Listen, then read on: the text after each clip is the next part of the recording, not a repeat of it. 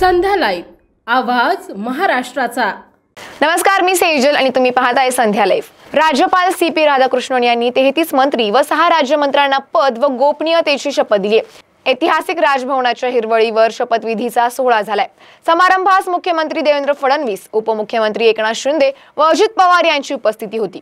समारंभात केंद्रीय रस्ते वाहतूक मंत्री नितीन गडकरी यांची विशेष उपस्थिती होती। यावेळी कॅबिनेट मंत्री म्हणून शपथ घेतल्यामध्ये चंद्रशेखर बावनकुळे, राधाकृष्ण विखे पाटील, हसन मुश्रीफ, चंद्रकांत पाटील, गिरीश महाजन, गुलाबराव पाटील, गणेश नाईक, दादाजी भुसे, संजय राठोड, धनंजय मुंडे, मंगल प्रभात लोढा, उदय सामंत, जयकुमार रावल, पंकजा मुंडे, अतुल सावे, अशोक उईके, शंभूराज देसाई, ॲडव्होकेट आशिष शेलार, दत्तात्रय भरणे, आदिती तटकरे, शिवेंद्र सिंग भोसले, ॲडव्होकेट माणिकराव कोकाटे, जयकुमार गोरे, नरहरी जिरवाळ, संजय सावकारे, संजय शिरसाट, प्रताप सरनाईक, भरत गोगावले, मकरंद जाधव पाटील, नितेश राणे, आकाश फुंडकर, बाबासाहेब पाटील, प्रकाश आबिटकर यांचा समावेश आहे। सोबतच 6 सदस्यांना राज्यपालांनी राज्यमंत्री म्हणून पद व गोपनीयतेची शपथ दिली।